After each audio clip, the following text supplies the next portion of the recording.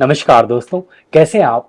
आशा करता हूँ कि आप बहुत ही बढ़िया से होंगे। दोस्तों, बैक एक्ने या पीठ पर दाने ये समस्या बहुत कॉमन है और बहुत सारे लोगों को होती है। मेरे क्लिनिक में भी बहुत सारे पेशेंट्स आते हैं, खासकर टीनेजर्स आते हैं जिनकी उम्र 17, 18, 19, 20 साल रहती है और वो मेरे पास आते हैं और उन्हें बैक एक्ने, पीठ में बहुत छोटे-छोटे दाने होते हैं और फिर वो धब्बे छोड़ के जाते हैं, दाग छोड़ के जाते हैं, जिसे देखकर उन्हें अच्छा नहीं लगता और फिर वो डॉक्टर के पास ज़रूर आते हैं। ये प्रॉब्लम बहुत कॉमन है और आज हम इसी प्रॉब्लम की बेस्ट होम्योपैथिक मेडिसिन बताएँगे और बाकी जानकारी भी देंगे कि क्यों ये आपको हो रहा है और क्या इसकी बेस्ट होम्योपैथिक मेडिसिन है और आपकी प्रॉब्लम ये ठीक किस होम्योपैथिक मेडिसिन से हो सकती है और कैसे आप इसे यूज़ करें।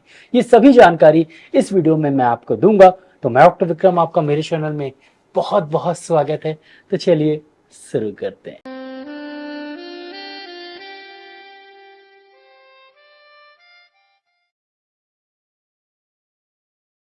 शुरू करने से पहले आप सबसे ये गुजारिश है कि प्लीज़ इस वीडियो को लाइक ज़रूर करिएगा और हाँ, अभी तक आपने चैनल को सब्सक्राइब नहीं किया है ना, तो प्लीज़ चैनल को सब्सक्राइब करें और बेल आइकन को भी ज़रूर से दबाएँ। मेरा ईमेल आईडी kirtivikramsinghparihar@gmail.com है, वहाँ पर जाके आप मेल कर सकते हैं। इसके अलावा दोस्तों, कई बार मैसेज सेक्शन में एक फ़ेक अकाउंट से आपको मैसेज आता है जहाँ पर मेरी फ़ोटो लगी रहती है, फ्रॉड अकाउंट रहता है वो, और उसमें मेरा नाम लिखा रहता है और एक कोई नंबर लिखा रहता है जो उनका रहता है और नीचे से बोला जाता है कि इस नंबर पे संपर्क करें, इस नंबर पे दवा मिल जाएगी। तो आपको पता है कि वो फेक है, तो बिल्कुल भी संपर्क ना करें। और मैं किसी को भी ऑनलाइन अपॉइंटमेंट नहीं देता हूँ, ना ही कोई ऑनलाइन प्रिस्क्रिप्शन सिस्टम है। मैं सिर्फ आपको जानकारी यहाँ पर दे रहा हूँ। तो चलिए बैक एक्ने की बात करते हैं।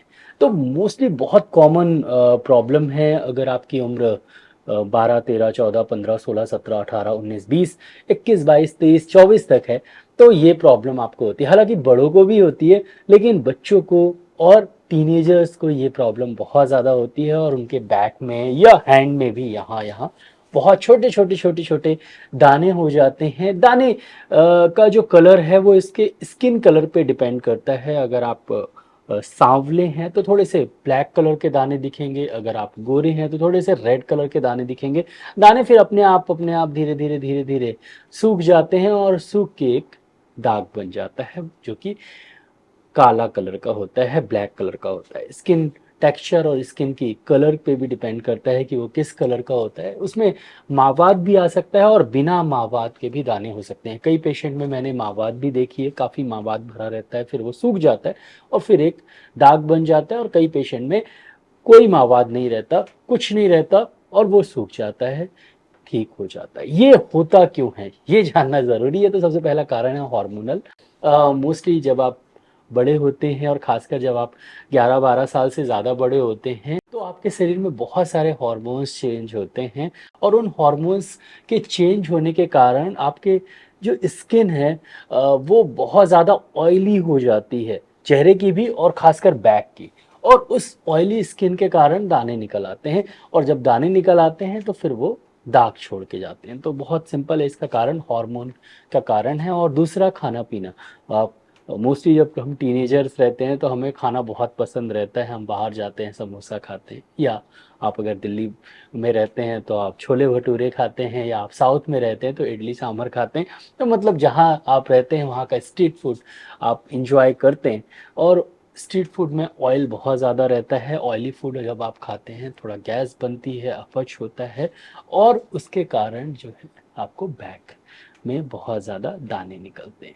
तो ये 2 मेन कारण हैं, इसके अलावा कुछ और कारण भी हो सकते हैं, लेकिन ये 2 मेन कारण हैं जिसके कारण आपको बैक में दाने निकलते हैं। ये दाने में खुजली हो सकती है कभी-कभी, लेकिन मैंने कॉमनली देखा है कि खुजली नहीं होती है, सिर्फ दाग छोड़ के जाते हैं। अब चलते हैं कि इसकी बेस्ट होम्योपैथिक मेडिसिन कौन-कौन सी है, वो हम जान लेते हैं जिसके लिए आप आए हैं। तो सबसे पहली जो मेडिसिन इसमें सबसे इफ़ेक्टिव है वो है आर्सेनिक एल्बम। क्योंकि आर्सेनिक एल्बम जो है स्किन में जो आपके बार-बार दाने आ रहे हैं तो उसे ठीक कर देती है। उसके साथ अगर आपकी स्किन ऑयली है तो ऑयली स्किन को थोड़ा ठीक कर देती है और साथ ही साथ जो काले धब्बे हैं उसे ठीक कर देती है, अगर खुजली हो रही है, जलन हो रही है तो उसे भी ठीक कर देती है। तो आर्सेनिक एल्बम मुझे इसकी सबसे बेस्ट मेडिसिन लगती है, तो आर्सेनिक एल्बम आपको ज़रूर यूज़ करना चाहिए। आर्सेनिक एल्बम आप 30 CH पोटेंसी में, 30 पोटेंसी में 2 बूंद सुबह सुबह पिए, एक एक दिन छोड़ के आप पिए। जैसे ही आप उठते हैं तो 2 बूंद पी लीजिए आर्सेनिक एल्बम 30 सुबह सुबह, और एक एक दिन छोड़ के आप ज़रूर पीजिए। दूसरी मेडिसिन एक ब्लड प्यूरीफायर सिरप मैं आपको बता देता हूँ। हालांकि आप इसमें कोई और ड्रॉप भी यूज़ कर सकते हैं। मैं आपको 2 चॉइस दे देता हूँ, दोनों में से कोई भी यूज़ कर लीजिएगा जो आपके यहाँ अवेलेबल हो। तो पहला सिरप है सारसा सिरप। ये बहुत बढ़िया सिरप है, खून साफ करता है, ये आपको ज़रूर लेना है। सारसा सिरप लेने से जो बार बार दाने आ रहे हैं वो बिल्कुल आना बंद हो जाएंगे, और फिर जब दाने आने बंद हो जाते हैं तो जो धब्बे और दाग हैं वो अपने आप ही ठीक हो जाते हैं।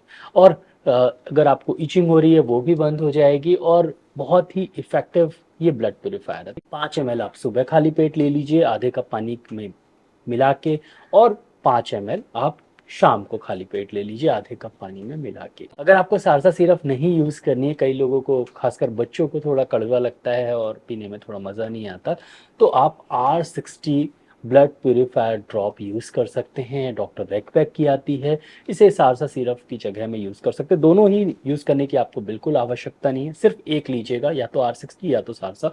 मैं आपको, क्योंकि मेरे क्लिनिक में काफ़ी लोग काफ़ी बच्चे आते हैं और ये फीडबैक मिलता है मुझे कि सारसा सिरप बच्चों को पसंद नहीं आती, खासकर टीनेजर्स को। तो मैं आपको फीडबैक के अनुसार एक और मेडिसिन बता रहा हूँ। R60 भी ब्लड प्योरीफायर ड्रॉप है, और ये भी जो दाने होते हैं बार बार आपको होते हैं, उसे ये ठीक करने के लिए सबसे इफेक्टिव ब्लड प्योरीफायर आप बोल सकते हैं।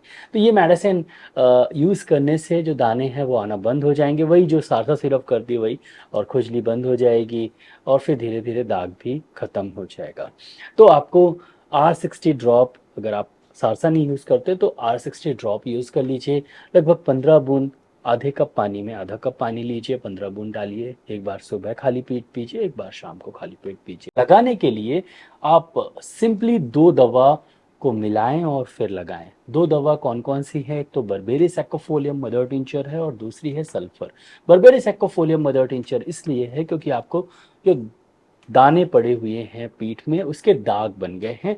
बर्बेरी सैक्कोफोलियम मदर टिंचर लगाने से दाग खत्म हो जाता है। ये एंटीसेप्टिक है तो दानों को भी सुखा देता है, और बहुत बढ़िया दवा है, तो इसे ज़रूर लगाएं। बर्बेरी सैक्कोफोलियम मदर टिंचर, और दूसरी है sulphur mother tincture. Sulphur mother tincture से ईचिंग कम होती है, अगर वहाँ पर बैक्टीरियल इन्फेक्शन है तो उसे ये ख़त्म कर देगा, बार बार जो आपको दाने आ रहे हैं उसे ये ख़त्म कर देगा। तो सल्फर, और या तो फंगल इन्फेक्शन बहुत ज़्यादा है या पसीना बहुत ज़्यादा आ रहा है, तो उस तरह के इन्फेक्शन को ये ख़त्म कर देगा। तो मोस्टली आपको बर्बेरी सैक्कोफोलियम मदर टिंचर और सल्फर मदर टिंचर दोनों को बराबर मात्रा में मिला लेना है। तो सिंपली आप एक 100 ml की खाली शीशी ले लीजिए, उसमें 30-30 ml बर्बेरी सैक्कोफोलियम और सल्फर मदर टिंचर मिला दीजिए, और फिर रात में एक बार ज़रूर लगाएं। किसी से लगवाना पड़ेगा, खुद तो लगा नहीं पाएंगे, तो अपनी मम्मी से, पापा से, या अगर आपको खुद है तो किसी से भी, भाई बहन से आप लगवा लें अच्छे से।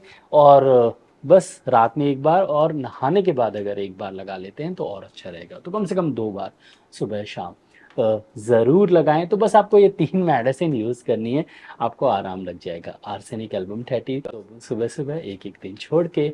सारसा सिरप अगर आप पीते हैं तो लगभग 5 ml आधे कप पानी में डाल के सुबह शाम, और अगर आप R60 लेते हैं तो लगभग 15 बूंद 1/4 कप पानी में सुबह शाम लीजिए। खाली पेट लेंगे तो ज़्यादा अच्छा रहेगा, और सल्फर और बर्बेरी सैक्कोफोलियम मिला के मदर टिंचर में लगाइए सुबह शाम। बस ये मेडिसिन आप 15 दिन तक लीजिए, फ़ायदा करे तो फिर आप इसे कंटिन्यू करें जब तक आपकी समस्या ठीक ना हो जाए। मैंने ऐसा देखा है कि लगभग 2 से 3 महीने लगता है समस्या ठीक होने में।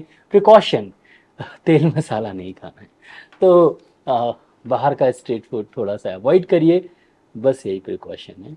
और साफ़ सफाई का ध्यान रखिए, अच्छे से नहाइए, और पीठ को अच्छे से धोना ज़रूरी है। तो साफ़ सफाई का ध्यान रखें, और साथ ही साथ थोड़ा बाहर का अवॉइड करें खाना। हालांकि मुश्किल है, लेकिन अवॉइड करें तो ज़्यादा अच्छा है। तो दोस्तों, आशा करता हूँ कि आपको ये वीडियो अच्छा लगा। अगर अच्छा लगा तो प्लीज़ वीडियो को लाइक ज़रूर करिएगा, और हाँ, अभी तक आपने चैनल को सब्सक्राइब नहीं किया है तो प्लीज़ सब्सक्राइब करें, बेल आइकन को ज़रूर से दबाएं। मैं ऐसे ही वीडियोस लाता रहता हूँ, और प्लीज़ शेयर करें अपने दोस्तों को। और आज के लिए बस इतना ही, कल फिर मिलते हैं। जय हिंद, जय भारत, धन्यवाद, थैंक यू सो मच।